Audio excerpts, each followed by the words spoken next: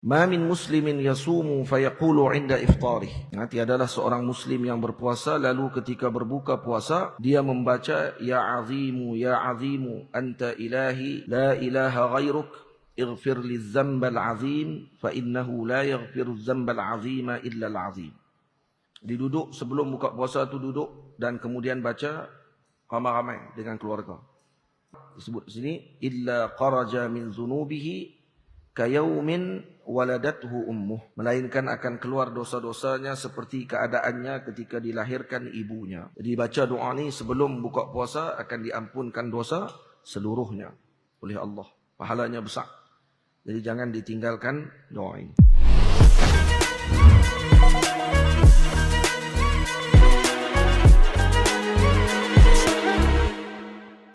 Kita sambung semula bacaan bagi kita Risalah Puasa di antara Syariah dan Haqiqah pada sunnah yang ke-5.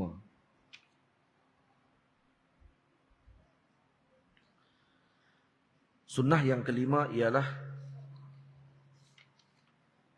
membaca ketika berbuka dengan bacaan Allahumma laka sumtu wa bika amantu wa ala rizqika aftartu dhahaba adh-dhama'u wa btallatil 'uruqu wa thabata al-ajru insyaallah alhamdulillahilladzi a'anani fasumtu wa razaqani fa aftartu Allahumma inni as'aluka birahmatika allati wasi'at kulla syai'in an taghfira li.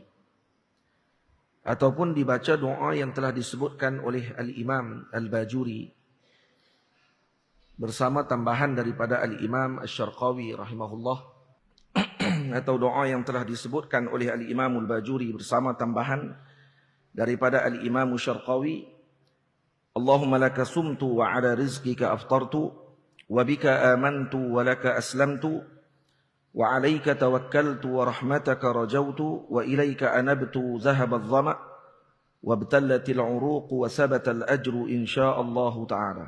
Ya wasi'al fadli ighfir li.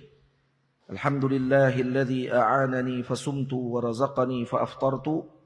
Allahumma waffiqna lis-siyami wa ballighna fihi al-qiyama wa a'inna 'alayhi wan nasu niyamun wa adkhilna al-jannata bisalamin.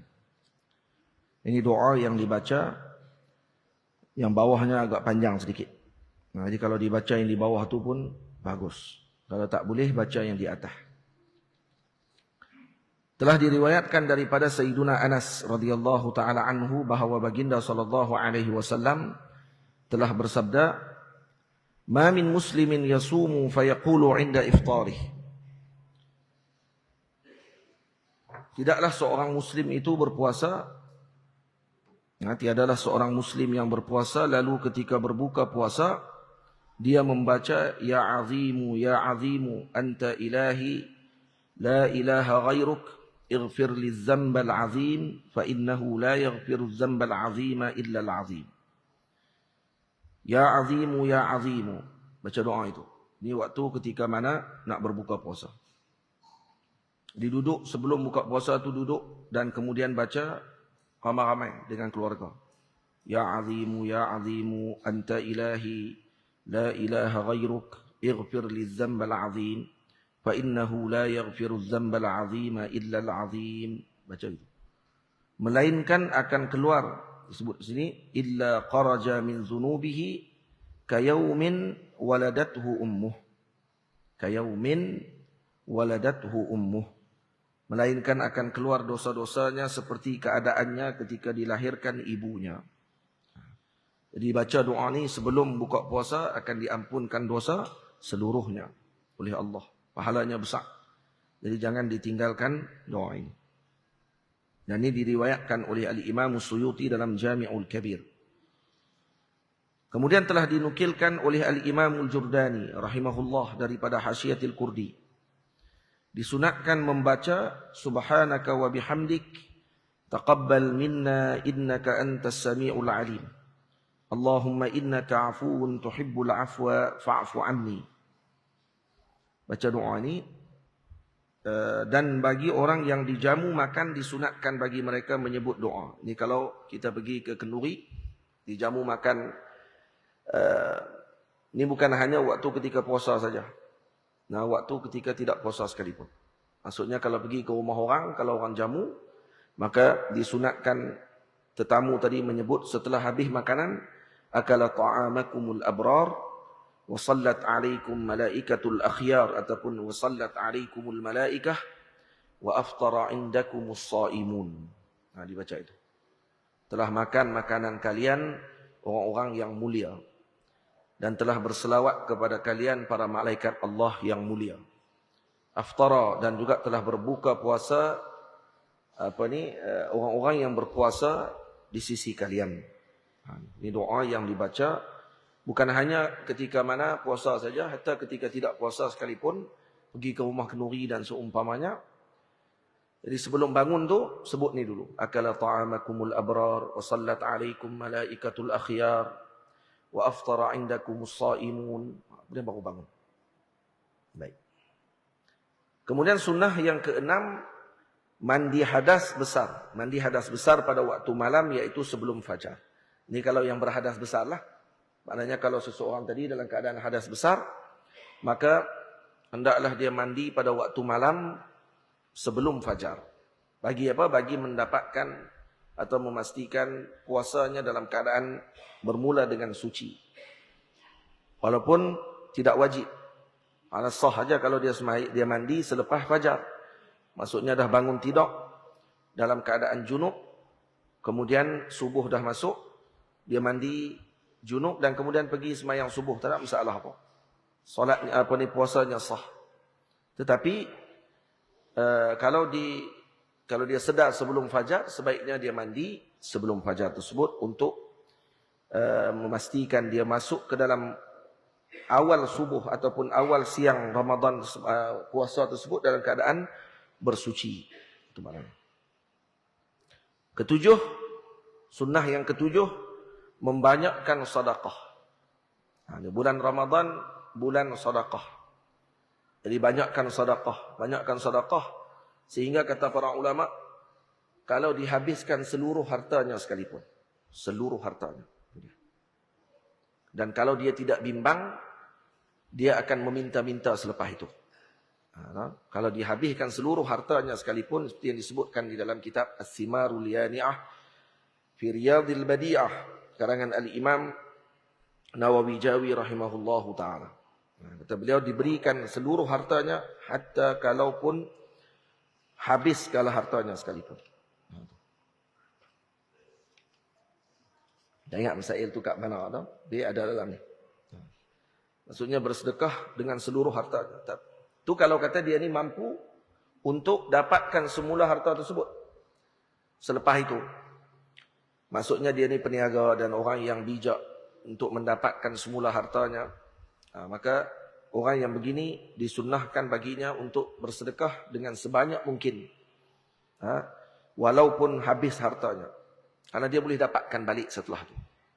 Sayyiduna Abu Bakar radhiyallahu ta'ala anhu, Siddiqul Akbar, Khalifatul Rasul, beliau kalau bersedekah, disedekah semua tu. Tak tinggal sikit pun. Tu Sayyidina Abu Bakar, Sayyidina Umar pernah pergi sedekah satu hari, setengah daripada harta beliau. Setengah harta. Bila bertemu dengan Sayyidina Rasul, waktu peperangan tersebut, Sayyidina Umar tanya, "Ya Rasulullah, ada siapa lagi tak yang bagi sedekah lebih banyak daripada saya?" Maka Sayyidina Rasul kata, "Ada, Sayyidina Abu Bakar. Dia bagi semua tu harta dia." Sayyidina Umar kata, "Tak ada siapa boleh potong Sayyidina Abu Bakar radhiyallahu ta'ala anhu. Bukan hanya pada dunia saja, pada akhirat dia juga tidak boleh dipotong." Sayyidina Abu Bakar bagi semua. Dan bila ditanya kepada Sayyidina Abu Bakar, "Apa yang kamu tinggalkan untuk isteri dan anak-anakmu?" Maka kata beliau, "Saya tinggalkan Allah dan Rasul. Saya tinggalkan Allah dan Rasul untuk anak-anak saya." Tapi itu jawapan tersebut bukan jawapan mujamalah. Maksudnya jawapan nak penyedak hati. Jawapan tadi jawapan haqiqah. Memang beliau meninggalkan Allah dan Rasul. Lalu Allah subhanahu wa ta'ala menggantikan semula harta tersebut. Dan beliau kembali kaya juga macam biasa setelah itu. Di sana Abu Bakar, ya pada satu sudut kalau orang kata ini menunjukkan bahawa beliau adalah orang yang bijaksana dalam untuk mendapatkan kembali harta tersebut. Dia berniaga balik, dia akan dapat balik keuntungan yang besar. Dan itu pandangan. Kita kata tak, ini berdasarkan iman. Karena ada orang dia bijak dalam perniagaan tersebut, tapi dia masih fikir lagi tentang kedudukannya. Dan dia masih fikir lagi kalau dia bagi. Walaupun dia jual batu, tepi jalan pun laku. Dia ambil batu promosi sikit, laku batu tu. Boleh buat batu cincin. Nah, kalau kata orang macam tu. Tapi tetap juga tak akan bagi semua harta dia. Kenapa? Karena masih fikirkan lagi dengan dunia yang dia perlukan. Untuk dapat balik dia punya modal. Nak dapat balik dia punya keuntungan. Mungkin ambil masa. Tapi tak. Sayyidina Abu Bakar radhiyallahu ta'ala anhu. Orang yang tidak langsung memikirkan perkara tersebut. Malah memberikan seluruh harta tadi kepada Islam. Ke dalam agama Allah subhanahu wa ta'ala kepada yang memerlukan. Tapi kalau dia tidak mampu. Contohnya. Kalau dia bagi semua, dia akan meminta-minta selepas itu, maka dia perlu memberikan dengan kadar yang diperlukan. Sebaiknya dibanyakkan sedikit daripada hari biasa. Jadi kalau bulan biasa duk bagi sehari RM1, maka bulan Ramadan bagi lebih sikit, RM5, RM10, macam tu.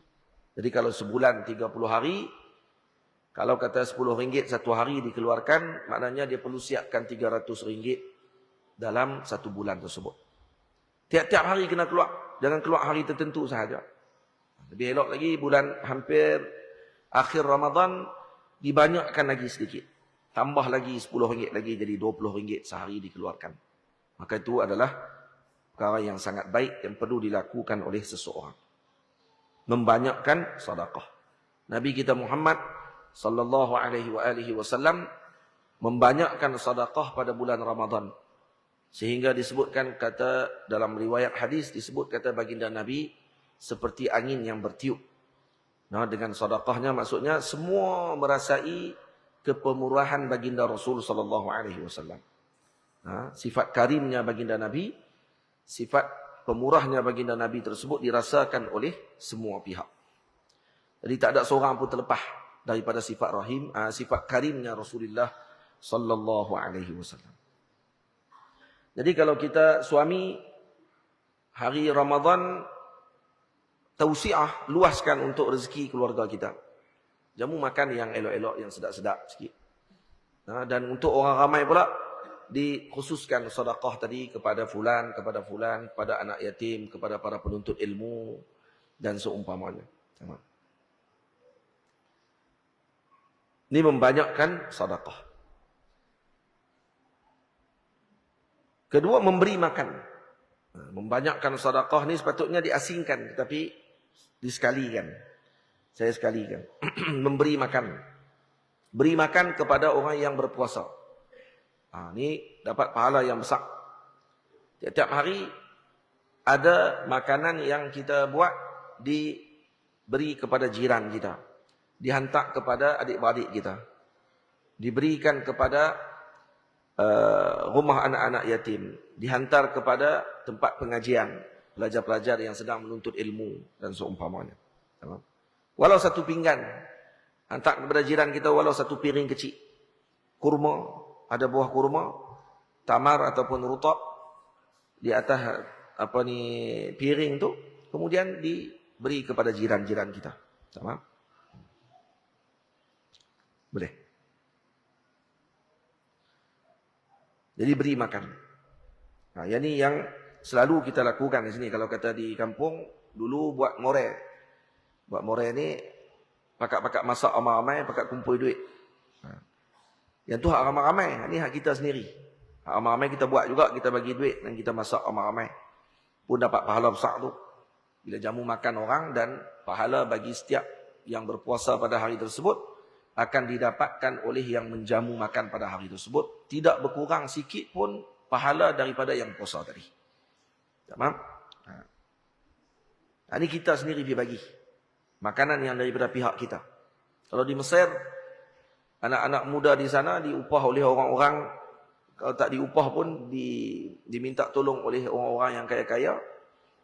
Maksudnya upah kot. Akan bawa kereta. Kemudian mereka akan siapkan dah makanan dalam plastik. Dalam tu diletakkan dengan sambusah. Sambusah dia macam dengan karipak kita tu lah. 3 segi. Kemudian ayak kotak hak kecil, ataupun air mineral kecil, kemudian kurma 3 biji, tamar 3 biji, dalam satu plastik kecil aja.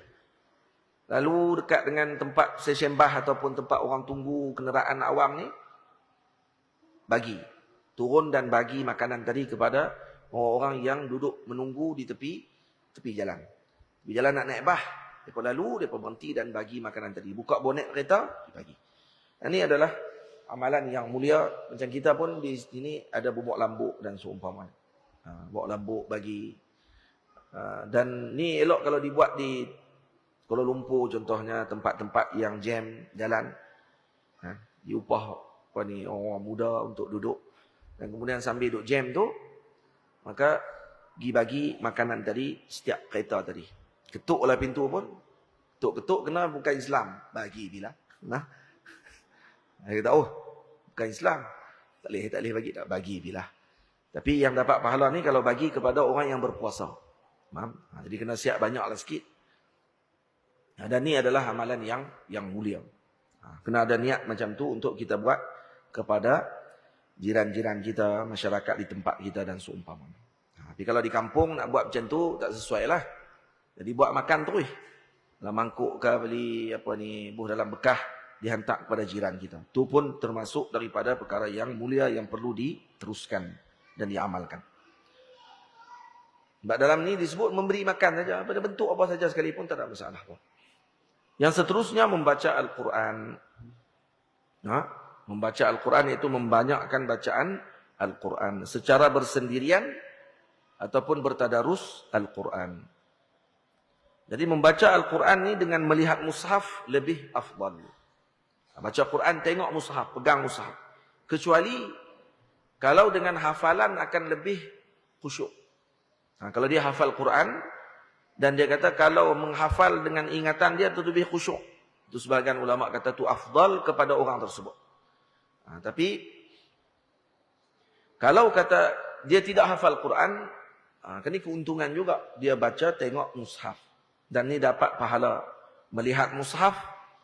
Mushaf ni boleh baca 3. No? Boleh baca mushaf, boleh baca mishaf, boleh baca mashaf. 3 betul. Dan ni lebih afdal melainkan jika bacaan secara hafazan lebih mendatangkan khusyuk. Serta menguatkan hafazan. Ini bagi orang yang duduk di tahfiz. Ma'had tahfiz. Dia kata kalau kata tengok Quran dengan dia menghafal dan mengulang waktu tarawih, ada waktu ketika bulan Ramadan, maka dia kata kalau mengulang dengan hafazan itu lebih menguatkan lagi ingatan dia, maka dituntut kepadanya pada waktu tersebut untuk dia tutup mata. Tidak melihat mushaf. Membaca Al-Quran. Dan disunatkan membaca Al-Quran dalam keadaan menghadap kiblat. Serta menguatkan suara jika selamat daripada riak dan tidak mengganggu orang lain. Ini sunat hadap ke arah kiblat dan kemudian kuatkan suara kalau tidak mengganggu orang lain dan selamat daripada riak. Tapi kalau riak, takut riak ataupun timbul perasaan tak elok, suara dia sedap dan seumpamanya, maka sebaiknya diperlahankan suara. Ini seperti yang disebutkan oleh Al-Imam Ba'ashin di dalam Bushral Karim. Dan kemudian membaca Al-Quran secara bersendirian dan kemudian bertadarus Al-Quran. Jadi baca Quran secara bersendirian, kemudian yang kedua tadarus Al-Quran. Kita dah baca pada minggu lalu apa makna tadarus Al-Quran. Kita baca sekali lagi. Maksud tadarus seperti yang disebutkan oleh Al-Imam Al-Bajuri dan Al-Bujairmi rahimahumallahu ta'ala adalah dengan cara seorang membaca di hadapan seseorang yang lain. Dan kemudian yang mendengar akan mengulangi semula bacaan yang telah dibaca oleh pembaca yang pertama. Itu makna tadarus. Tahun ni Zawiyah akan buat macam tu insyaAllah. Tadarus setiap malam kita akan buat bentuk yang begini. Jadi satu kumpulan 2 orang saja. Satu kumpulan 2 orang. Jadi dia kena pilihlah kawan dia siap. Kena kawan dia tadi ni baca kok kak mampu. Dia kena pilih kawan yang baca lancak betul lah. InsyaAllah kot, semua lancak kot. Ada yang tak lancak ke? Peteruk ingat kot. Masuk aliyah dah baca Quran tak lancak. Memang nak kena. No? Baca kan lancak. Jadi itu tadarus. InsyaAllah kita akan buat macam tu di bulan Ramadan ni. Selepas kelas pengajian di Zawiyah, selepas tarawih kita akan mengaji lebih kurang 1 jam baca kitab. Selepas 1 jam bacaan kitab ataupun 1 jam suku, kemudian kita akan tadarus. Tadarus tu akan duduk. Saya akan duduk terus, tak boleh balik masa tu. Jadi kalau balik, bohong . Dia nak main balik itu, santri pun dia akan hilang pada waktu tu sebahagiannya. Dia akan sibuk dengan urusan media, contoh. Kan? Dia akan kata ada video-video yang masih lagi tidak boleh tak ada masalah, pi lah buat video apa pun, hak geng-geng video pi duduk orang lepas baca Quran sambil tunggu. Datang tu gerak bukan dia nak kena buat apa pun. Buat kalut dia. Dia kan ada apa pun, dia pi duduk, dia pi tahan tanda, lepas tu loading. Lepas tu nak buat apa waktu tu? Baca Quran. Kan nak buat teruk waktu tu. Kamu bukan hackers pun. Nak kena hack CIA punya dia punya laman web pun. Jadi bila buka tu, duduk baca Quran. Hak yang buat kerja bahagian media, dua-dua orang mereka akan baca Quran waktu tu. Kawan ni baca, kawan ni dengar. Kawan ni baca pula, kawan ni dengar balik. Tu baca tadarus. Tadarus. Kita tengoklah dalam 1 malam, 2 malam buat jadi macam mana. Kalau kata jadi molek, elok, tadarus lah sampai habis Ramadan. Kalau tidak, dia akan jadi mudarah balik lah. Jadi idarah. Idarah apa dia? Baca 1 muka, kawan ni sambung semuka. Kawan ni sambung semuka. Yang tu buat 10 orang pun boleh. Itu memang cepatlah khatam. Duduk tak sampai 15 minit. Ataupun setengah jam, khatamlah Quran. Khatamlah 1 juzuk malam tu. Tamam? Tak, kita tak buat macam tu. Kita buat dengan tadarus. Seperti yang Imam Bajuri sebut dan Imam Bujarimi sebut. Orang-orang ramai juga dengan sunnah sekali dalam hidup. Sekali pun jadi. Kalau kata boleh, kalau di tempat hidup tahun ni boleh buat macam tu, orang-orangnya sekali kita dah lakukan. Sekali kita dengar. Dan kita tahu ni kalau buat macam tu, dia akan khatam membaca 1 kali dan dia akan khatam mendengar 1 kali. Khatam baca sekali, khatam dengar sekali. Dia akan buat itu. Tamam? Al-Imam Al-Bujairimi rahimahullah mengatakan bahawa manakala cara bacaan yang masyhur pada zaman sekarang. Zaman sekarang tu zaman beliau dulu ni. Iaitu dengan cara seseorang terus menyambung setelah pembaca yang pertama tamat bacaannya. Macam kita duk buat selalulah, kita baca 1 muka sampai ayat 1 sampai ayat 10. Kawan kita sambung ayat 11 sampai ayat 20 contohnya. Yang tu dinamakan dengan bacaan tersebut disebut sebagai idarah, bukannya mudarasah tadarrus. Al-Imam An-Nawawi rahimahullah menyebut dalam At-Tibyan fi adabi hamalatil Quran, mengatakan sesungguhnya idarah juga sunnah, iaitu dengan cara sebahagian pembaca potongan ayat manakala sebahagian yang lain menyambung bacaan tersebut. Sunnah juga, tidak ada masalah. Boleh, dua-dua cara boleh, tapi kita nak ambil yang sempurna. Kemudian membanyakkan zikir, khususnya pada malam terakhir Ramadan, 10 malam terakhir Ramadan. Kemudian yang ke-8, menunaikan salat tarawih dan berterusan melaksanakannya sehingga akhir Ramadan. Melaksanakan salat tarawih. Kita buat sebaiknya 20 rakaat. 20 rakaat dibuat sepanjang Ramadan sampai akhir Ramadan. Ni jangan 28 Ramadan, 29 Ramadan, hari-harilah makin kurang. Kenapa? Sibuk dengan kuih raya. Sibuk dengan baju raya. Beli siap-siap lah. Ni, duk ada ni. Beli baju raya siap-siap. Kita ni macam seronok sangat nak raya pula. Tak. Tujuan dia lain. Tujuan dia adalah untuk menumpu pada bulan Ramadan. Al-a'mal atau al-umur bimaqasidiha. Setiap orang dengan niat dia masing-masing. Jadi kalau dah buat iklan raya dah awal-awal, bukan kerana seronok nak raya, nak bagi tak masuk puasa. Dah. Orang tadi kalau nak raya mesti dia kena masuk puasa dulu. Macam mana pun. Jadi dia beli baju siap-siap dengan tujuan tidak sibukkan diri dia pada akhir Ramadan. Nak buat kuih, buat siang hari. Tiap-tiap hari buat. Geram sangat, buat tiap-tiap hari. Buat sikit, buat sikit. Sehari 3 ketui. Buat. Lemang tak boleh lah. Hari lemang masuk awal Ramadan pula. Nak tunggu akhir Ramadan tu. Basi dah lemang tu. Ni buat benda hak boleh buat awal-awal ni. kuih simpul kasih ke, datang apa dia? Beri kuih apa? Hak yang kering-kering ni, orang Melayu kita kuih kering-kering. Kan? Masak, buat siap-siap. Nah. Akhir Ramadan tu tumpu dengan ibadah. Ni dah akhir Ramadan makin kurang. Makin tak main masjid. Makin tak ada dalam apa ni tempat tadarus. Tadarus tak ada dah. Raib. Apa? Sibuk. Sibuk kenduri, anak bini balik, anak apa ni, anak menantu balik. Alasan semua tu. Patutnya anak cucu balik. Kali anak cucu tu sekali main ke masjid pada waktu tu. Itu yang patut dia sibukkan. Ramadan kali itu je. Ni kata api berbuih mulut ni. Hak duk dengar ni macam budak-budak tadi. Macam apa? Biji. Dia akan ulang balik. Jadi balik Ramadan nanti. Betul tak betul ibu semua? Kata waktu ni kata betul kita kena buat tu. Balik cucu dia. Cucu balik tak boleh buat apa. Cucu pula salah. Cucu tu biar pi lah dia nak main kat rumah tu. Hak tok tu main ke masjid mayang. Kita orang Melayu kita ni orang perempuan pun main masjid. Jadi dah adat kita macam tu. Kebiasaan orang perempuan pun main masjid juga. Tak sama lah macam sebahagian negeri yang perempuan tak main masjid. Perempuan mayang memang di rumah. Itu lain. Macam di Kerala, macam di India kami pergi baru ni. Memang masjid tak ada tempat pun untuk orang perempuan. Tandas perempuan pun tak ada. Memang perempuan mayang di rumah. Itu lain lah. Di Yaman tak tahulah. Yaman macam mana? Yaman pun sama. Yaman sama. Macam di Hadramut. Memang perempuan mayang di rumah. Yang ni orang perempuan kalau di kampung kita pula kalau kata macam tu, dandan dia nak main masjid ni. Takkan tak boleh main. Rugilah pahala iktikaf kami. Orang perempuan dia boleh buat masjid di rumah. Dia boleh buat masjid di rumah. Dalam mazhab kita Syafi'i boleh. Cari satu ruang dalam rumah kita.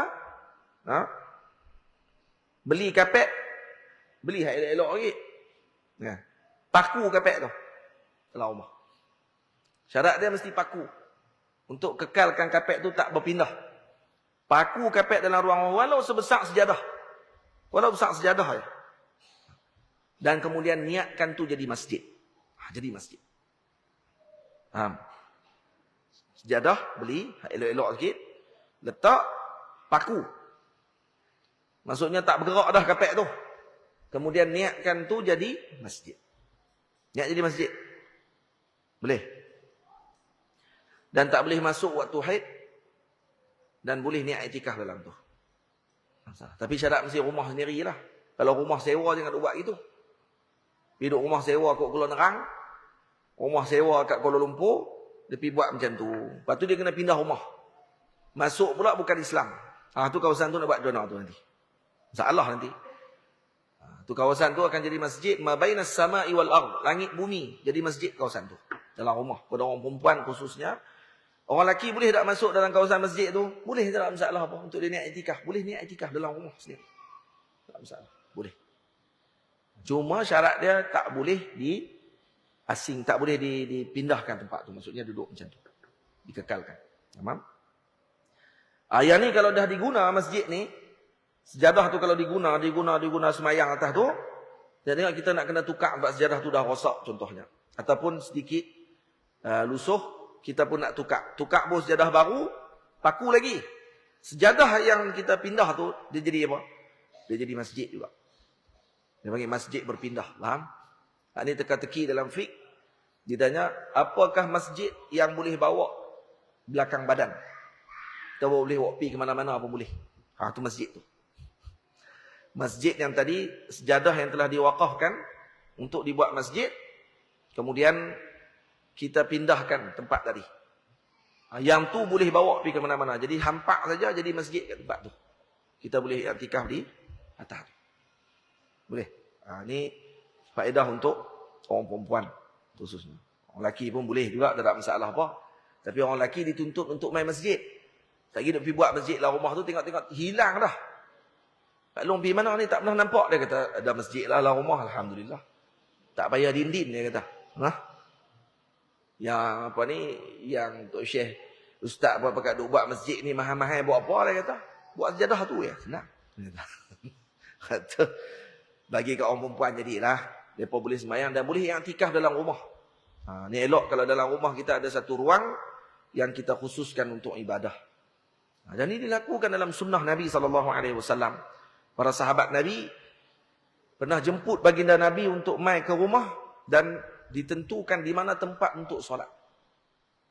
Dibawa Nabi mai ke rumah dan diminta untuk Nabi tunjuk tak mana Nabi semayang. Di situ dibuat tempat untuk solat bagi keluarga tersebut. Ada. Dibuat oleh para sahabat Nabi ridwanullah alaihim ajma'in. Ini tunaikan solat tarawih dan berterusan melaksanakannya sehingga akhir Ramadan. Akhir Ramadan. Ni awal hari Ramadan pertama semangat. Hari kedua Masya Allah. Hari ketiga Tabarakallah. Hari keempat A'udzubillah. Dah mula dah. Dia mula kurang dah sikit. Mai kelima, keenam. Dia biasanya 10 hari pertama, 15 hari pertama tu semangat dia berkobar-kobar. Dia mai ke belakang-belakang, dia makin kurang. Makin kurang. Dia makin kurang dan kemudian raib. Daripada 20 jadi 8. Daripada 8 dia terus cari pandangan. Ada tak pandangan lain daripada Wahabi yang terus tak semayang, terus ada tak? Lagi hebat lagi, dia akan habis main isyak. Dia main isyak jemaah. Lepas tu keluar. Tu orang tanya, kenapa keluar? Ni tarawih tak ikut kah? Tarawih sunat ya. Dia kata, bukan wajib lah. Wajib main isyak tadi. Oh, kemah dia. Awak sunat tu maksudnya suruh tinggal lah. Hak kita sunat ya. Sunat ya tu maksudnya kamu ni orang yang tak faham sebenarnya. Sunnah adalah untuk dilaksanakan. Dan tahu dapat pahala kalau buat. Ya sungguh tinggal tak dapat dosa. Tak dicela. Tetapi orang yang memahami makna sunnah tadi, dia akan faham bahawa ini antara perkara yang mendapat pahala ketika buat dan tidak dicela kalau ditinggalkan. Tapi ini perkara yang dilakukan oleh Sayyidina Rasul SAW. Maka sepatutnya untuk dia tidak tinggalkan perkara tersebut. Jadi bukan sunnah untuk ditinggalkan. Disebut oleh ulama ni sunnah bukan untuk ditinggalkan, untuk dilaksanakan dengan sungguh-sungguh. Faham? Itu maksud. Jadi kita cuba ubah diri kita pada tahun ini insya-Allah. Yang ke-9, berusaha untuk berbuka dengan yang halal. Ini seperti yang disebutkan oleh Al-Imam Abdullah bin Husain bin Tahir di dalam nazamnya yang bertajuk Hadiyatus Sadiq li akhi wal rafiq. Lil akhi wal rafiq waftir 'ala al-halali ya talibal kamali. Maksudnya, dan berbukalah kamu dengan yang halal, wahai yang menuntut kamal, yakni yang menuntut kesempurnaan. Waftir 'alal halal ya talibal kamal. Jadi usaha untuk kita buka dengan yang halal. Tamam? Dan kalau boleh itu yang dimasak oleh orang yang baik-baik. Ya kalau makan makanan yang kadang-kadang melalaikan, di tempat yang melalaikan pun kadang boleh menyebabkan ibadah kita jadi berkurang. Faham? Sebab tu nak masuk ke pasar malam contohnya dan seumpamanya, ini pesanan kepada orang yang berniaga di pasar bazar Ramadan dan seumpamanya. Jangan sampai tinggal solat. Walaupun berniaga di bazar Ramadan jangan tinggal solat, tutup aurat kalau dia muslim. Ya, kalau bukan Islam tak ada apa di bazar Ramadan tu hadap berniaga orang tak ada nak beli ya. Kalau dia muslim, tutup aurat. Tutup aurat bukan tudung saja. Mai kat tangan singkat sampai ke lengan. Tunjuk lengan kat orang. Kok mana ni? Tutup aurat, berniaga. Jadi sebab apa? Sebab tempat tu tempat yang paling melalaikan. Tempat yang paling melalaikan dan syaitan paling banyak pada waktu tersebut. Di situ dia akan main. Itu bukan syaitan di penjara ke bulan Ramadan. Tu hak yang general ya. Kepala-kepala besar je. Dia panggil hantu raya. Tu kan. Tapi kalau hantu raya dia kata duk ada kat kampung saya tu. Hantu raya tu duk ada sampai lah. Maksudnya dia tak general. Itu kita yang buat takut lebih. Dia tu jenis hantu raya peringkat bawah-bawah perebet ni. Tapi kita takut. Dia jadi general kat kampung tu. Dia lebih kurang samsing kampung ya. Kalau duk ada, duk nampak, duk atas pokok lagi tu, maknanya tu bukan general lah tu. Hak tu biasa saja. Tapi kita yang takut lebih. Kes dia sebab dia duk bergantung, terbang. Hak tu ya. Kita bukan boleh terbang-terbang ni. Terbang pula, dia main merangkak pula, hujungnya itu tak boleh kata. Saya terkejut. Dia kata. Tak kira. Maksudnya, Mai hak lekeh aja, tu tak mai hak general besar tu bukan Azazil pun. Hak yang kena penjara ni Azazil dan juga anak-anak buah dia, hak peringkat tinggi-tinggi ni. Hak tu yang kena perangkap dan juga kena penjara di pulau. Sebagian ulama kata pulau tadi di Yaman. Pulau tu di Yaman katanya atau pulau mana Allahu a'lam, tak pastilah. Suruh pergi carilah, tak nak kerja. Bulan Ramadan suruh tarawih ke pergi cari binatang tu. Pergi cari pula. Ya. Jadi apa ni tu yang apa ni berlaku pada bulan Ramadan. Syaitan ramai banyak pada waktu tu di apa ni di bazar-bazar, di kedai-kedai, di pasar-pasar dan seumpamanya. Kemudian yang ke-10 dituntut juga pada bulan Ramadan untuk berbelanja kepada keluarga. Melakukan kebaikan kepada sanak saudara, jiran tetangga. Ha ni. Untuk kita berbelanja kepada keluarga. Jangan kedekut. Belanja keluarga. Tak boleh tiap-tiap malam nak selang-selikan ataupun ambil masa yang tertentu untuk mereka rasakan kenikmatan dan juga dimaklum kepada keluarga kata ni barakah Ramadan. Yang ni untuk kegembiraan bagi anak-anak dengar benda tu. Tahu kata ayah selalu beramal dengan amalan tersebut, iaitu tausiah ataupun meluaskan rezeki untuk keluarga pada bulan Ramadan. Ada jiran tetangga contohnya buat kenduri buka puasa di rumah dia, walau panggil 1-2 rumah saja. Hari ini main buka puasa rumah saya. Kawan tu pula esok main buka puasa rumah dia pula. Pakat-pakat. Ni janganlah kita panggil rumah orang kena main. Orang panggil main rumah kita, orang panggil pergi rumah dia, haram tak mau main. Tak boleh lah macam tu. Balas baliklah kena pergi balik. Boleh. Macam tu juga orang kampung. Tok guru panggil main kelas, kenalah main. Ni tok panggil kenuri, nak suruh tok guru pergi. Tok guru pergi dah kenuri. Kelas tak main juga sampai ke sudah. Kita nak balas mana satu ni agak-agak. Panggil tok guru bukan main. Kalau tok guru tak main kenuri, berasa hati. Tak main kenuri kita. Macam-macam kata. Tapi hak kelas tok guru, haram sekali pun tak main. Mainlah sekali. Walau sekali seumur hidup. Kawan-kawan nanti malaikat tanya, pernah pergi kelas tak? Alhamdulillah pergi. Sekali je pergi dia kata. Ni yang kita kenuri pi. 5 kenuri satu hari kena atok pi. Yang anak murid tu haram tak pernah main pun. Kenuri apa ni, bukan kenuri pun. Kelah hak tu guru buat. Kelah hak apa ni para guru buat dan seumpamanya. Tapi kalau tang dia cukup kira. Ni orang panggil apa? Tak tahu nak sebut macam mana. Tapi jenis main kena kat dia aja, kena kat dia. Faham tak? Kalau orang tak main kenuri dia tengok. Macam ni ke akhlak? Akhlak macam ni ke guru-guru? Bukankah kenuri itu wajib kena main? Oi, kemah dia datang situ. Ni bukan mengaji fardu ain ni wajib kah? Hak tu tak payah jemput. Pun tak main, tapi kalau tak main kenuri kahwin dia, tok guru sebab tahu hukum yang pi tu. Tahu hukum kenuri kahwin tu wajib. Tapi ada sebahagian awliya, para ulama, ada yang panggil lah macam mana pun dia takkan pi. Karena kewajipan dia lebih lagi pada waktu tu adalah menjaga diri dia daripada bercampur aduk dengan perkara-perkara yang melalaikan. Ada yang macam tu. Mereka mengambil sikap dengan uzlah. Kita taklah buat macam tu. Cuma, bagilah ada imbal balik semula. Dah mai dah kenuri. Seronok dah mai sambut. Kalau Tok Guru mai tu, dia seronok senyum sebanyak hari Tok Guru mai. Tapi dia tak mai kenuri Tok Guru. Ni kenuri Tok Guru ni. Mai duk baca ni. Tunggu pondok-pondok mana pun lah. Sama aja, sama. Pondok mana pun kalau dia panggil Tok Guru, Tok Guru kena mai. Lepas tu dia akan cerita habis kat keluarga dia, Tok Guru mai. Alhamdulillah, barakah kenuri. Tapi dia, kelah tak pernah mai. Tu dia. Jadi hak kelah mai tak apa lah. Kita tak kata hak kelah tak mai tu. Kita duk kata ni hak kelah tak mai tu. Lepas ni saya nak kena buat macam tu kot.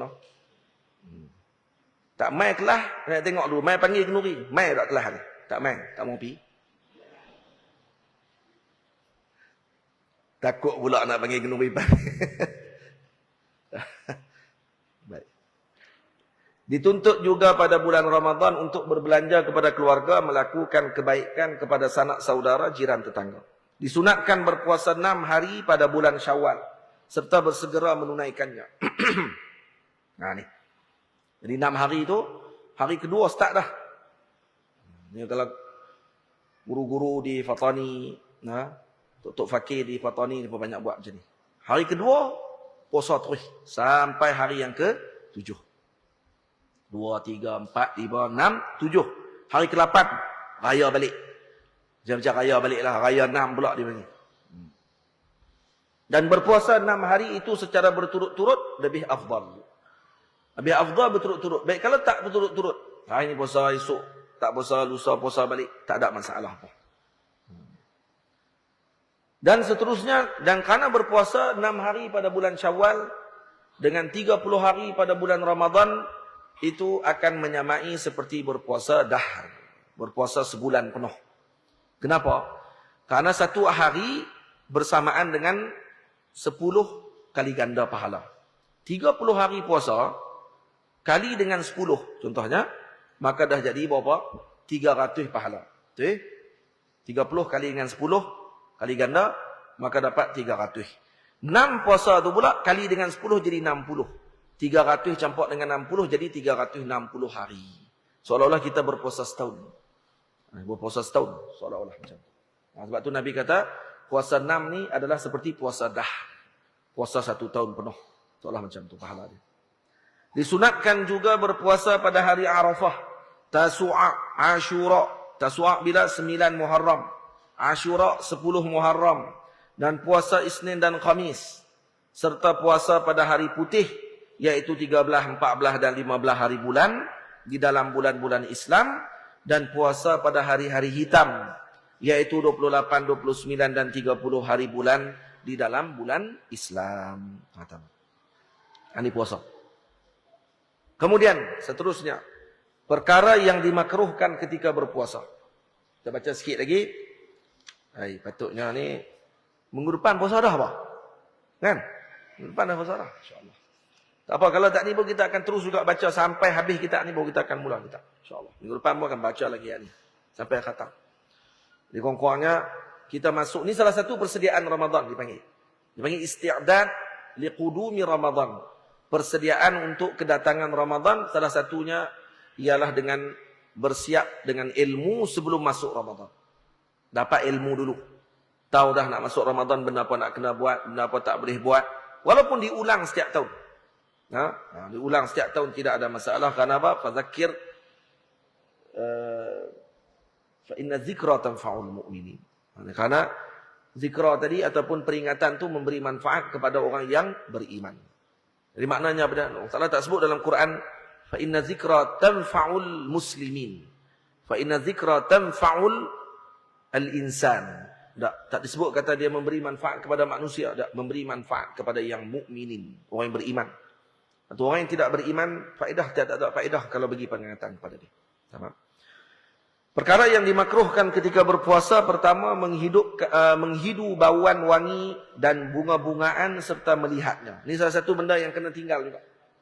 Suka tengok bunga-bunga cantik. Karena mata kita perhiasannya adalah dengan melihat benda yang indah. Kemudian bauan-bauan yang wangi dan seumpamanya. Elakkan dalam bulan Ramadan karena untuk kita bersikap meninggalkan segala tarfuhat, segala perkara kemewahan dan juga kesenangan nafsu kita. Karena itu termasuk nafsu. Termasuk nafsu. Nafsu hidung menghidu bauan yang wangi. Nafsu mata melihat sesuatu yang indah. Dan seumpamanya. Yang kedua berbekam. Berbekam perkara yang makruh karena akan melemahkan tubuh. Sebab dia karena melemahkan tubuh. Yang ketiga al-fasdu. Fasdu ni sejenis pengubatan mengeluarkan darah dengan cara dicucuk di urat menggunakan pisau ataupun jarum. Dipanggil fasdun. Fasdu ni cara lama dulu. Urat dekat ujung urat tu dia akan kerak. Keluar darah memancut. Ni kalau pakar boleh buat tak ada masalah apa, tapi dalam bulan Ramadan makruh hukumnya kerana pun akan menyebabkan badan menjadi lemah. Yang keempat, merasa makanan dengan lidah. Ini rasa makanan dengan lidah hukumnya makruh. Kecuali kalau kata dia adalah tukang masak yang perlu untuk merasa makanan tersebut. Faham? Dan juga dia mengunyah untuk diberi kepada anak kecil. Dia terpaksa kunyah dulu. Mak kena kunyah, bagi lembut sikit makanan, bagi dekat anak dia. Itu tak apa. Jangan mak kunyah, lepas tu mak pun sekali dengan anak dia. Kecuali mak tak besar lah. Ada uzur dan seumpamanya. Yang ketiga, tak makruh juga untuk tahnik. Mai jumpa guru-guru contohnya, dan guru tadi terpaksa kunyah buah kurma tersebut untuk diberi makan ataupun disuapkan kepada bayi tersebut. Ditahnik. Ditahnik. Ataupun tidak makruh. Tapi sebaiknya tak payahlah main siang. Tak makruh kan, tapi tak payahlah main siang. Mainlah waktu malam contohnya. Kalau tahnik tak ditentu waktu dia. Jika masuk sedikit makanan yang dirasa itu ke dalam perut, maka akan membatalkan puasa. Ini kalau tidak dengan sebab-sebab tadi. Saja piduk rasa dan dia tak ada faedah apa pun, dia piduk rasa makanan tadi, maka ia akan membatalkan puasa kalau masuk sedikit pun ke dalam perutnya. Karena rasa ni di lidahnya. Dia rasa di lidah aja, dia letak tes dia tu di lidah. Dia bukan rasa di tekak. Apatah lagi di perut. Tu tak ada perasaan apa tu. Dia kata rasa kenyang, dia kata. Tu bukan rasa tu. Rasa juga lah. Cuma hak rasa dimasukkan ni nak rasa manis, masin, pahit, payau, semuanya dirasa di mana? Di lidah saja. Jadi cukup letak di lidah kemudian diludahkan kembali. Kelima, di antara perkara makruh, mengunyah makanan seperti luban dengan tanpa hajat. Jadi luban ni apa dia?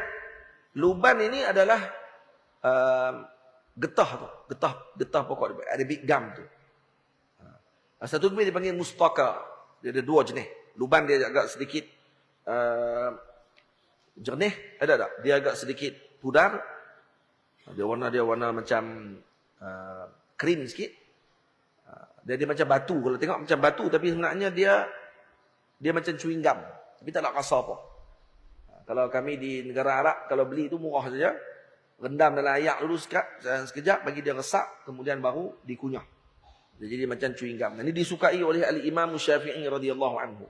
Diriwayatkan kata waktu ketika Imam Syafi'i dimandikan jenazah beliau, di dalam mulut beliau masih ada luban. Dalam mulut beliau ada luban. Dan Allahumma salli ala sayyidina Muhammad, ataupun mustaka dibagi. Mustaka dia agak jernih sikit. Dia agak jernih. Yang ni kalau dikunyah ni jangan fikir pula dengan chewing gum. Chewing gum tak boleh. Chewing gum tak boleh. Ni jadi dikunyah tadi dengan tanpa hajat. Mengunyah makanan seperti luban dengan tanpa hajat. Jika berhajat, seperti mengunyah untuk dilembutkan makanan kepada kanak-kanak kecil atau hayawan, maka ianya tidak makruh. Jika termasuk sedikit daripada kunyahan tersebut, maka batal puasanya. Kena ingat tu. Ini kalau luban tadi tidak terpecah. Kalau dia terpecah, maka hukumnya adalah haram mengunyahnya jika dia yakin akan termasuk sebahagiannya ke dalam rongga. Dalam perutnya maksudnya. Ini seperti yang disebutkan oleh Imam Ibn Hajar dalam Fathul Jawad. Imam Ibn Hajar Al-Haytami. Kalau di Mesir, luban ni direndam dalam air, kemudian diminum pada esok pagi. Esok pagi dia minum. Tu elok untuk menghilangkan balgam, kahak. Kahak dia ada dua bahagian. Ada dalam otak, ada dalam bahagian dada. Jadi kalau diminum tu setiap pagi, dia tak rasa apa. Memang tak sedap pun. Dia rasa payau. Rasa macam payau tu ya. Kalau kita buh, kacau, ayak tu akan jadi macam ayak tanah. Dia jadi macam warna macam ayak tanah, jadi keruh. Dia minum yang tu. Minum ayak tu. Dia bubuh dalam 2-3 biji. Esok pagi tu kacau. Ada sekarang dia tak ancok pun. Yang tu kadang kita boleh kumpul, dia jadi macam chewing gum tu, kunyah. Dah ada dijual. Dijual tu dalam di kedai-kedai Arab ada dijual. Luban ataupun dipanggil luban zakar dipanggil. Yang ni kalau bulan Ramadan makruh hukumnya. Kalau dia tidak pecah dan juga tidak hancur masuk ke dalam mulut. Karena dia tak ada rasa apa. Makruh. Dia tak boleh kita kiah dengan chewing gum. Karena chewing gum dia ada rasa. Dan dia tidak boleh pada waktu itu. Yang keenam, sengaja melambatkan berbuka serta memandang bahawa ianya terdapat kelebihan. Ini bermaksud jika seorang terlambat dalam berbuka kerana ketiadaan makanan atau menunggu jamaah untuk makan, maka ianya tidak mengapa. Jadi sengaja buka puasa lambat. Dan dia rasa tu ada kelebihan dia. Ini tak boleh, tak disunahkan itu, makruh hukumnya. Kecuali kalau tak ada makanan. Makanan tak ada waktu tu depan dia. Ataupun menunggu jamaah untuk makan sekali.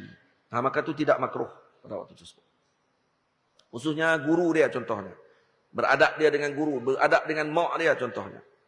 Ibu dia nak datang. Jadi dia tak jamah lagi makanan selagi ibunya tidak datang.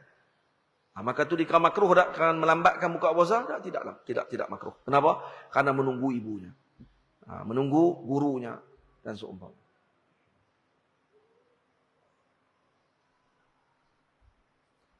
Yang ketujuh, masuk ke hammam. Hammam ni tempat mandi air panas. Hukumnya makruh. Atau dikenal sebagai spa pada zaman ini. Spa. Zaman dulu dia tempat mandi panah, air panah. Ini kerana ianya menafikan bersederhana di dalam berpuasa. Walaupun ianya kebiasaan orang tersebut menurut pandangan yang mu'tamad. Jadi menurut pandangan mu'tamad tetap makruh juga. Walaupun dah biasa dah bagi orang tu masuk spa. Dan dia kata spa tu dah rumah saya aja. Bukan saya kena pergi bayar pun. Tak mahal pun. Tak ada. Yang tu pun makruh juga menurut pandangan mu'tamad. Kerana menafikan kesederhanaan dalam berpuasa. Kelapan, mencium, berpelukan dan bersentuhan jika tidak dibimbangi padanya inzal, keluar mani. Atau jika tidak dibimbangi padanya berlaku jima'. Jadi kalau kata tidak dibimbangi, hukumnya makruh. Kalau dia cium isteri dia, dia peluk isteri dia, dia sentuh isteri dia, dan dia tidak bimbang pun akan inzal, akan keluar mani, ataupun dia tidak bimbang pun akan berlaku jima', maka hukumnya makruh. Kalau dibimbangi berlaku perkara tersebut, yaitu inzal ataupun jima', maka hukumnya adalah haram. Ini adalah kepada orang yang berpuasa wajib sahaja. Yang puasa wajib, puasa sunat tak ada masalah. Karena an-nafil amiru nafsih. Orang yang berpuasa sunat, dia adalah ketua kepada amalan dia. Dia boleh batalkan bila-bila masa, tak ada masalah. Kesembilan, bersiwak setelah tergelincir matahari sehingga terbenam matahari jika dilakukan kerana menghilangkan kesan bau mulut disebabkan puasa. Tamam? Ni. Jadi kalau kata dihilangkan kesan bau mulut disebabkan puasa pada siang hari selepas gelincir matahari, maka hukumnya makruh. Makruh hukumnya. Tamam? Karena apa? Karena disuruh untuk Nabi SAW menyebut la khulufu famis saimi atyabu indallah min rihil misk. Bau mulut orang yang berpuasa itu lebih wangi di sisi Allah daripada kasturi. Jadi maknanya di sini apa dia? Disuruh untuk kita kekalkan bau tersebut. Tidak dihilangkan. Karena bau mulut ni boleh berlaku disebabkan karena sukutut tawil, diam panjang, tak bercakap, pun akan jadi bau mulut. Ataupun adamul akl, tidak makan makanan langsung, pun akan jadi bau mulut. Dia akan bukhar daripada perut ni ataupun wak daripada perut, dia akan naik dan akan berkumpul di mulut dan dia akan berbau. Dan biasanya bau mulut sebenarnya daripada lidah kita tu sendiri. Daripada lidah, kan daripada gigi, daripada lidah tu. Karena simpunan air liur yang ada pada waktu tu yang kerana tak bercakap ataupun kerana tidur. Kerana tidur ataupun kerana tidur adalah sukutut tawil. Dia diam panjang. Sebab tu orang bangkit tidur, mulut dia berbau. Kenapa? Karena waktu tidur tadi, dia tidak bercakap. Tu. Dan juga bauan daripada perut dia tadi akan masuk, naik ke mulut. Dan dia akan berbau. Jadi, siwak setelah mana gelincir matahari, hukumnya makruh. Karena dia seolah-olah menghilangkan kesan ibadah yang disukai oleh Allah Subhanahu Wa Taala. Walaupun bau mulut tadi berbau. Karena bau tadi bau hasil daripada puasa dia. Jadi makna di sini, kalau hilang bau tadi disebabkan kerana bukan puasa. Contohnya kerana dia tertidur pada siang hari Ramadan. Siang hari tertidur, dia bangun, kemudian bau mulut dia berubah. Maka adakah dibenarkan untuk dia siwak? Ada dua pandangan. Sebahagian ulama kata dibenarkan, sebahagian lagi kata tak, dikekalkan juga. Yang ke-10, berkumur dengan air dan juga membuang. Ini kerana ianya seakan-akan bersiwak. Ini kalau berkumur-kumur, karena terlalu mungkin panah. Dan kalau kata dia orang panggil apa? Kalau dengan tidak ada hajat apa-apa lah, saja kumuk. Karena itu termasuk macam seolah-olah bersiwak. Apatah lagi kalau dia pergi pakai Listerine. Listerine pula dia kata, saya tak siwak, dia kata. Saya pakai Listerine ya. Listerine kan bau apa ni wangi. Kita pembuh dalam mulut kumuk. Luah balik. Maka dia kata saya tak kumuk, saya bukan siwak tu. Yang tu pun menghilangkan juga bau. Maka hukumnya makruh juga maksudnya. Baik. Perkara yang diwajibkan kepada yang berbuka puasa. Ada soalan? Ya. Iftar dengan jima'. Apa hukum dia?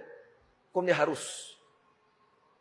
Iftar dengan jima'. Maknanya dia buka puasa dengan jima'. Dia tak makan lagi kurma. Jima' dulu. Di PP kata, yang penting buka puasa dia kata. Maka dia jima' pada waktu tersebut dan pada waktu iftar. Hukumnya adalah harus. Tidak ada masalah. Bukan sunnah, harus. Sunnah pula. Iftar dengan jima' adalah sunnah. Dia dahulu tu daripada buah kurma. Makan kurma dulu.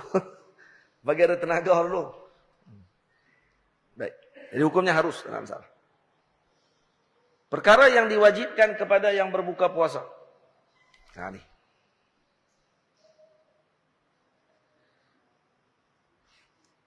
Diwajibkan kepadanya qada dan fidyah. Ini ada dua benda dia kena. Siapa yang wajib qada dan wajib fidyah? Dengar elok-elok ni. Ni selalu duk tanya. Saya ni macam mana ada ni? Nak kena qada ke nak kena fidyah sekali pun tak tahu ni. Ni semua ada dalam ni. Yang pertama, seseorang yang berbuka puasa kerana bimbangkan orang lain. Ni kalau dia buka puasa kerana bimbangkan orang. Bukan diri dia saja, dia bimbangkan orang lain. Contohnya seperti seorang wanita yang hamil berbuka kerana bimbangkan janin dalam kandungannya. Dia mengandung, dia buka puasa kerana bimbang anak dia. Mai pukul 2 tengok tak bergerak dah perut. Banyak anak dia tidur. Tengok anak diam. Bimbang dia. Kemudian ataupun doktor maklum dah, kata kamu waktu Ramadan ni kalau tak puasa pun tak apa, bahaya sebab kamu punya darah rendah lah, macam-macam lah abang dia tu. Jadi kalau dia bimbang dengan diri dia sebab darah rendah tu dia, maka dia kena qada sajalah. Dia tidak kena fidyah. Dia kena fidyah ni bila dia bimbang dekat orang lain sama. Dia bimbang dekat janin dia. Dia kata takut lagi bahaya kepada janin dia dan seumpamanya, maka dia pun buka puasa. Maka kalau kata bila dia buka puasa bulan Ramadan, setelah Ramadan dia wajib buat apa? Dia wajib qada puasa tersebut dan yang kedua kena bayar fidyah. Satu hari satu mud. Satu cupak makanan asasi di tempat dia. Ini contoh seperti wanita yang bimbang dengan janinnya. Dan seorang yang sedang menyusukan berbuka puasa kerana bimbangkan anak yang disusukannya. Tamam? Dia bimbang dengan anak yang dia susukan. Namun jika kedua-dua mereka berbuka kerana bimbangkan diri mereka dan kesihatan anak mereka, dua-dua sekali. Dia bimbang diri dia pun dia bimbang. Dan juga anak tu pun dia bimbang juga. Ataupun salah satu dia bimbang diri dia saja. Contoh. Maka diwajibkan kepada mereka qada sahaja, tidak perlu membayar fidyah. Jadi kalau berkait dengan orang saja, maka dia kena bayar fidyah sekali. Ini contoh juga kata ulama kepada orang yang menolong orang lain ketika macam contohnya dia bomba, dia kerja bomba ataupun jepam. Atau dia tak kerja bomba, tak kerja jepam, dia lalu ke sungai, tengok orang lemah. Jadi dia terjun tu semata nak pergi selamat orang tu.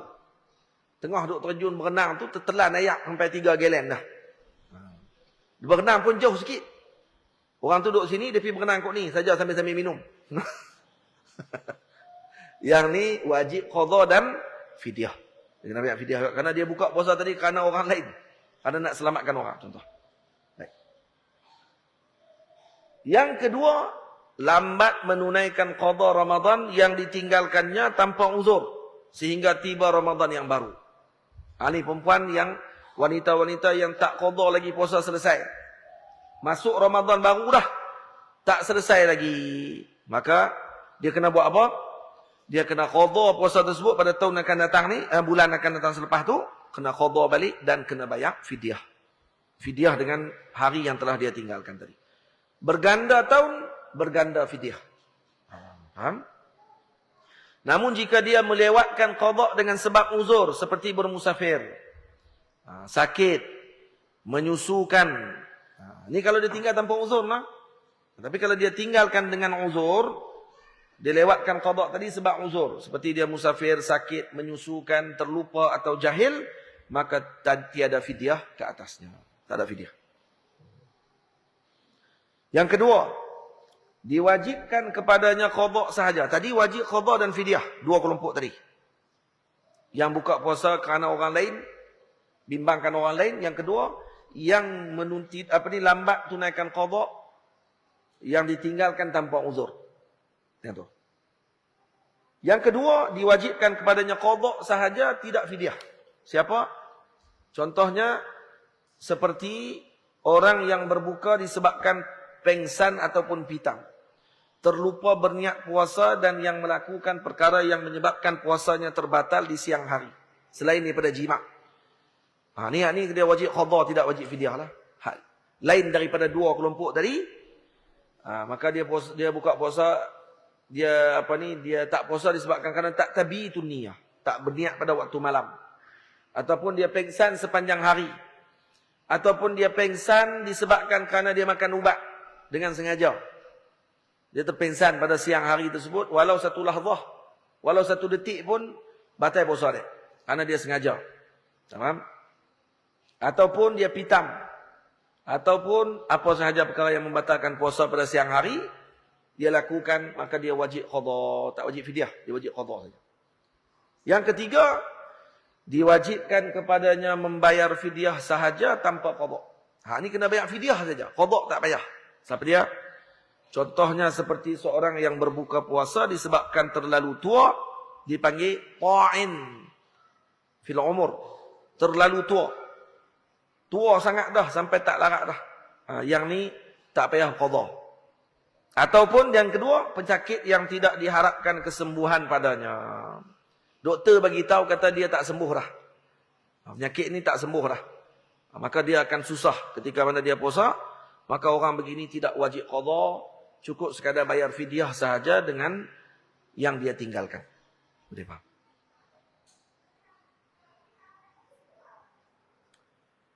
Yang keempat, tidak diwajibkan padanya qadha dan fidyah. Ini tak wajib terus, dua-dua sekali. Qadha tak kena, fidyah pun tak kena. Contohnya, seperti seorang yang berbuka disebabkan kegilaan yang berlaku, bukan disebabkan perbuatannya sendiri. Dia jadi gila. Dia jadi gila disebabkan bukan perbuatan dia. Maka dia tak jadi, orang panggil apa? Dia tidak wajib qadha dan tidak wajib fidyah. Baik. Selesai yang itu. Dan kemudian yang seterusnya kita akan sambung pada minggu akan datang. 6 keadaan yang diwajibkan qadha bersama menahan diri daripada perkara yang diharamkan ketika puasa sehingga terbenam matahari. Ini ada 6 benda. Kalau nak baca terus pun boleh, ni sikit je. Lepas tu minggu depan kita masuk soal jawab je. Ni ada soal jawab yang selepas tu. Ini dah jadi mudah dah selepas ni, tak ada payah mana. Dia ulang balik. Cuma orang panggil apa? Ada perincian yang tak disebut dalam tulisan yang saya tulis. Ada 6 keadaan yang wajib qadha dan dia wajib tahan diri waktu siang tu. Dia kena qadha dan dia wajib tahan diri. Pertama, bila ke atas orang yang sengaja berbuka. Sengaja pergi buka puasa. Orang yang macam ni, yang pertama dia wajib qadha. Yang kedua, wajib bagi dia tahan diri pada siang hari daripada makan. Kalau dia makan, haram hukum dia dan dosa dia akan tambah-tambah dengan makan yang dia makan. Yang kedua, ke atas orang yang meninggalkan berniat pada waktu malam. Ke atas orang yang meninggalkan berniat pada waktu malam walaupun terlupa. Ini kalau orang ni dia tinggalkan berniat pada waktu malam walaupun terlupa. Ini kalau tertinggal niat pada waktu malam walaupun dia lupa, Maka esok paginya dia kena buat apa? Dia kena tahan diri daripada buka puasa, daripada makan dan minum. Dan dia kena qada puasa tersebut. Tak boleh makan. Jadi kata, saya tak niat pun malam, jadi tak ada apa kot. No? Esok tu boleh pergi seluk periuk. Tak boleh. Dia tetap kena tahan diri. Tak boleh makan. Macam orang lain puasa juga. Nah? Dan kalau jenis buka puasa sendiri ni, sengaja buka puasa, yang ni boleh kena hukum ta'zir. Ta'zir dia macam mana? Kena penjara. Boleh dipenjarakan. Dipenjarakan dan kemudian buat apa kat dia? Tidak beri makan dan minum pada siang hari. Jadi tak bagi makan dan minum dalam siang hari. Lebih elok lagi kalau kata dipenjara selepas Ramadan. Selepas Ramadan penjara, tak bagi makan siang hari itu daripada ni, bagi makan sebelum subuh. Kemudian mai tengok makan ke tak lagi. Kalau termakan ke tak makan ke, ambil balik makanan tadi sebelum subuh masuk. Kemudian tak bagi makan sampai maghrib. Jadi kalau hang niat ke tak niat, habaq dulu niat puasa. Tak mau, ikut suka hang. Tak mau niat juga, tahan sampai ke maghrib. Maghrib baru bagi makan pula. Untuk apa? Untuk bagi nampak gambaran, kata seakan dia puasa. Tahan macam tu. Ini pihak kerajaan je boleh buat. Pihak kerajaan boleh buat benar. Kalau zakat bawa naik atas van mayat je tak jadi. Esok dia buka puasa balik. Itu zakat buat malu ya. Tak, kena buat benda yang disebut tadi. Ini disebut dalam kitab fiqah. Orang ulama sebut macam tu. Kena tahan dan kemudian ditahan daripada makan pada waktu siang dengan gambaran seolah dia sedang berpuasa. Itu. Dan ini kerana kelupaannya tersebut dianggap sebagai kecuaiannya dalam urusan ibadah. Itu dikira kecuaian. Jadi tetap kena qada. Yang ketiga, ke atas orang yang bersahur dan dia menyangka bahawa keadaan masih malam dan ternyata telahannya salah. Dia bersahur. Kemudian dia sangka malam masih ada. Rupanya matahari pukul 8 dah, jam dia silap. Dan dia pun tak pergi buka pintu langsung. Dia tengok. Tak mau buka, tak mau buka. Makan dulu. Buka pukul 8 dah. Elok. Yang ni wajib dia tahan diri dan kena qada. Karena ternyata telahan dia salah. Keempat, ke atas orang yang berbuka dan dia menyangka bahawa waktu berbuka telah masuk dan ternyata telahannya salah. Ini duk berlaku tiap-tiap tahun.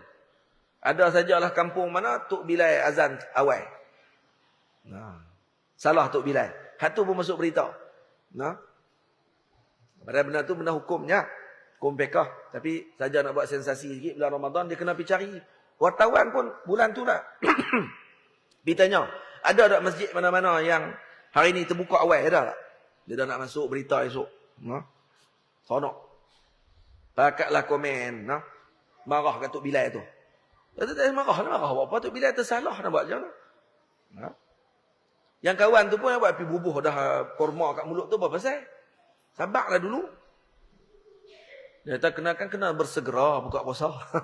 Bersegera ketika yakin. Bukan bersegera sampai tak tentu hala. Bersegera ketika yakin masuk waktu. Itu bersegera, dituntut. Kalau tak yakin masuk waktu, tak dituntut bersegera. Jadi, orang ni dia terbuka. Waktu buka dia tersilap. Dia ingat masuk waktu dah, rupanya salah. Namun jika sangkaannya, zannya tersebut berdasarkan ijtihadnya, maka tidak haram padanya perbuatan tersebut. Kalau dia dah berlaku dengan ijtihad. Contoh dia tengok dah anak matahari dah tak ada pada matahari. Sebab tu orang yang duduk di tempat tinggi dengan yang duduk di tempat rendah tak sama. Kita duduk di rendah ni nampak bulan matahari dah tak ada, dah dikira dengan pandangan zahir tersebut. Beza lagi dengan orang yang duduk di atas bangunan dan juga di tepi pantai. Tepi pantai dia nampak matahari itu nampak jelas. Dia kena bagi hilang matahari itu dulu. Baru dia buka puasa. Mungkin dia akan terlewat dalam masa 1 minit ataupun kurang daripada 1 minit. Boleh. Walaupun di jam dia ataupun dalam jadual buka puasa, contohnya di Kuala Lumpur 7.28 contohnya buka puasa dah. Contoh. Dia duduk di KLCC tingkat tinggi sekali. Dia kerja di tingkat paling tinggi, nampak matahari jelas-jelas 7.28 nampak lagi matahari. Tak terbenam lagi contohnya. Maka dia tak boleh buka lagi. 7.30 dia kata baru hilang matahari tu. Bagi dia boleh buka puasa waktu tu. Orang duduk bawah, tak nampak. Dia nampak matahari dah tak ada depan mata dia pada waktu tersebut. Maka tak ada masalah pada waktu itu untuk dia berbuka puasa. Tetapi jika tidak didahului dengan ijtihad, maka perbuatannya tersebut adalah haram kerana al-aslu baqa'un nahar. Karena asal di sini maknanya mustashab. Yang ini dikira, dihukumkan pada keadaan tersebut dengan kekalnya keadaan masih siang. Kelima, ke atas orang yang jelas padanya pada 30 Sya'ban bahawasanya ianya adalah Ramadan. Ni kalau kata dia 30 Sya'ban tu adalah Ramadan. Orang lain semua kata bukan Ramadan. Dan baginya tu Ramadan contohnya. Maka wajib bagi dia imsak. Ataupun contohnya seperti orang yang bermusafir. Dia 30 Sya'ban di tempat dia masih lagi 30 Sya'ban. Dia musafir sampai ke tempat tersebut, dia dah makan dah tadi. Terbang mai, dia duduk di contohnya di Kuala Lumpur ataupun di Kedah ni. Di Malaysia lah, maksudnya 30 Sya'ban tu orang tak puasa. Dan 30 Sya'ban. Dan hari itu dia musafir pergi ke Mesir. Sampai di Mesir, orang Mesir dah puasa dah pada waktu tersebut. Dia masih 30 Sya'ban contohnya. Maka wajib bagi dia imsak, tahan diri. Bersama dengan orang di Mesir. Boleh faham? Dia wajib tahan diri. Itu kalau awal lah. Memang orang bincang pun pada awal dengan hujungnya. Tengah-tengah orang tak bincang lah. Dia kata saya musafir ke Mesir. 15 dah Ramadan. Pipi sampai sana. Dia kata orang sana tak puasa. Dia kata hampir kot mana ni? Mesir mana ni 15 Ramadan tak puasa lagi? Dia orang tak bincang tengah-tengah. Orang bincang awal dengan hujung saja. Orang bincang awal dengan hujung saja. Awal tu boleh jadi di kita ni 30. Di sana tak lagi 30. Di 30 Sya'ban di sana dah dikira 1 Ramadan. Boleh faham? Yang keenam, ke atas orang yang tertelan air yang tidak dituntut padanya seperti tertelan ketika berkumur yang berlebihan atau lebih daripada 3 kali atau ketika istinsyak atau ketika mandi. Yang ni kalau kata dia tertelan pada air yang tidak dituntut padanya. Dia kumur dengan lebih-lebih. Kecuali, berarti bila disebut dituntut, tidak dituntut. Kalau dituntut, contoh mulutnya ada najis, ada darah. Dan dia terpaksa kumur berlebih-lebihan sampai tertelan. Maka tidak batal puasa dia pada waktu itu. Puasa dia masih lagi sah. Tapi kalau dia berkumur kan tidak dituntut, mulut dia tak ada masalah apapun, dan dia berkumur tu lebih-lebih sangat, maka termasuk air ke dalam perutnya pada waktu tersebut, ataupun melebihi had batin, iaitu huruf ha dengan kha, maka ketika tersebut batal puasanya tadi, dan wajib dia imsak, tahan diri, dan wajib bagi dia untuk dia qadha balik puasanya pada setelah Ramadan. Itu. Baik, selesai. Ada soalan? Ya? Tertelan balgham, ini ada perbahasan yang disebut oleh Al-Imam Nawawi Jawi rahimahullah tentang balgham. Balgham ni tak mana tu? Maksudnya?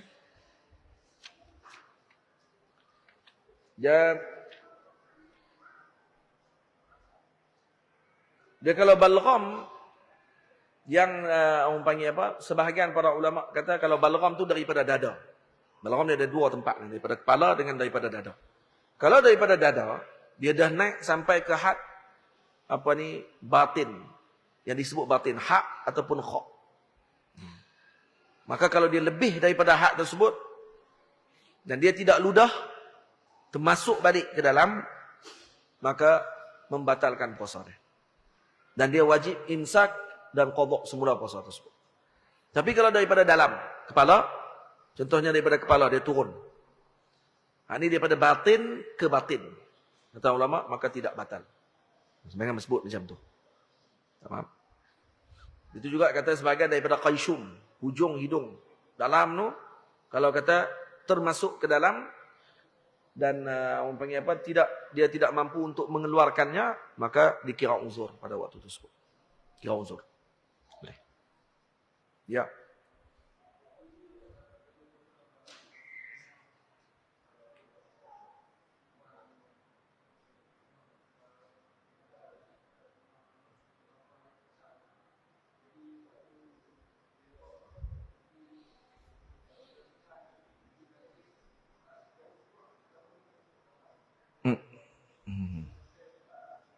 Baik. Kalau berak, apa ni, kita teran dan kemudian terikrah contohnya. Sekerak dah putih dah. Sekerak dia masuk balik. Maka itu membatalkan puasa. Kerana dia masuk balik. Faham tak?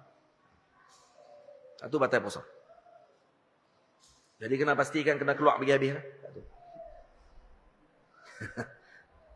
Baik, ada lagi?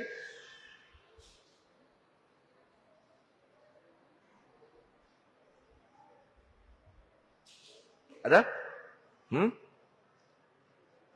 Kalau najis keluar masuk semula batal puasa. Tadi dah sebut tadi. Najis keluar masuk semula batal. Baik, kalau fidyah tukar wang boleh tak? Ditanya soalan. Kalau fidyah kita tukar kepada wang boleh ataupun tidak? Yang tu mengikut kepada pandangan dalam sebahagian pandangan yang mazhab yang lain maksudnya. Kalau mazhab kita dengan berah. Tak dengan berah juga. Boleh faham? Dan kalau kata digunakan juga dengan keuangan, duit, maksudnya kita dah guna dengan pandangan mazhab yang lain pada waktu itu. Baik, boleh ke tidak? Kalau kata pihak kerajaan pada waktu tersebut mengharuskan penggunaan yang demikian, maka hukumnya harus dalam masalah. Contohnya kita pergi bayar di tempat pembayaran fidyah contohnya, zakat kan contohnya, dia terima dengan keuangan, duit, maka hukumnya adalah harus. Karena hukmul hakim yarfa'ul khilaf. Hukum pemerintah tadi mengangkat khilaf. Sama? Tapi kalau kita nak bayar sendiri, eloknya bayar dengan berah. Bayar dengan berah juga. Macam tu. Ya, ada lagi? Soalan? Itu ya, soalannya. Ada lagi? Ya? Mandi di sungai contohnya. Nah, kalau mandi di sungai, kemudian kentut dalam air. Air itu ayak lah. No? Kentut dalam air. Kentut dalam air, batal ke tidak? Tidak batal kalau ayak tadi tak masuk dalam kemaluan. Dalam lubang punggung tu. Kentut saja tak ada masalah. Dia kalau kentut, masuk dalam ayak, masuk dalam tu balik. Ayak tu akan masuk dalam lubang punggung tadi, maka hukumnya batal. Batal puasa. Ya. Inhaler, ya.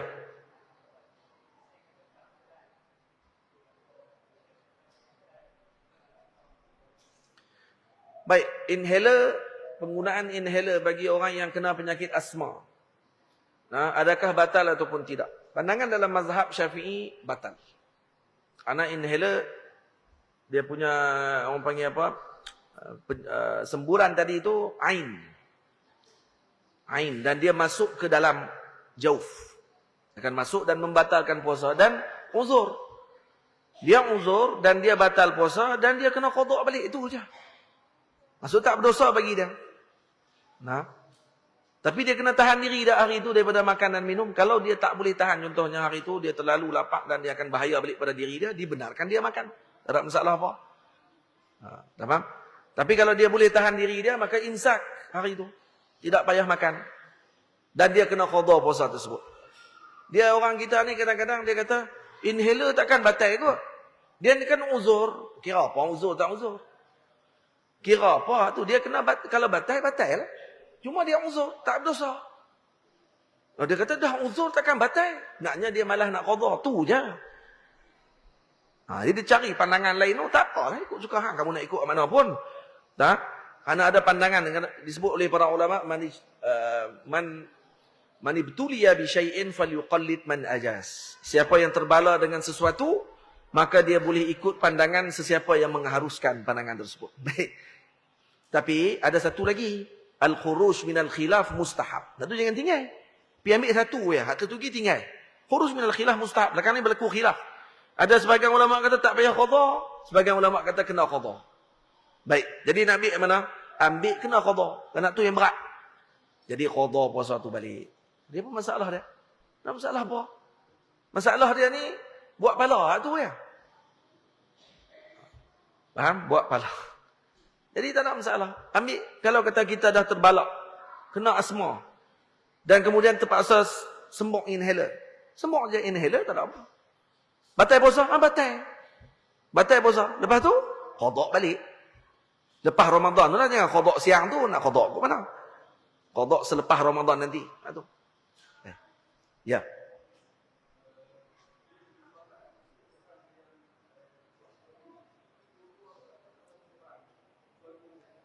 Macam mana yang jima' di siang hari kah? Yang berjima' di siang hari pada bulan Ramadan, adakah seorang saja kah, dua-dua orang kena? Tak, yang kena 2 bulan berturut-turut hanya suami sahaja. Lelaki itu sahaja yang berjima' pada bulan Ramadan. Jima' tadi bukan mesti dengan isterinya, dengan apa saja bentuk jima' pada fajar, pada faraj. Fajar lah. Contohnya hatta kepada lubang kemaluan lubang belakang sekalipun. Ataupun dengan binatang sekalipun. Nah, dengan binatang sekalipun kena 2 bulan berturut-turut. Kepada siapa? Kepada yang membatalkan puasanya dengan jima' tersebut. Baik, kenapa perempuan tak kena 2 bulan berturut-turut dalam mazhab Syafi'i?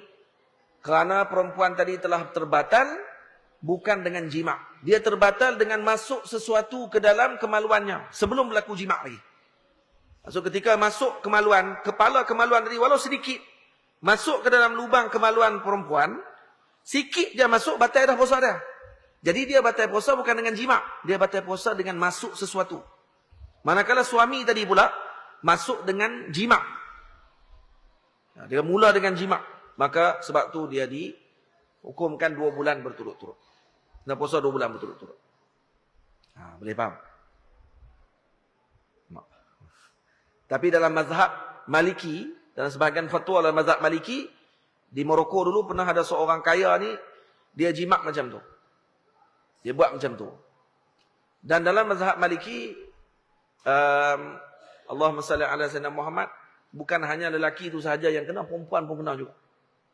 Perempuan pun kena juga 2 bulan berturut-turut. Bukan hanya lelaki saja. Boleh. Tahu?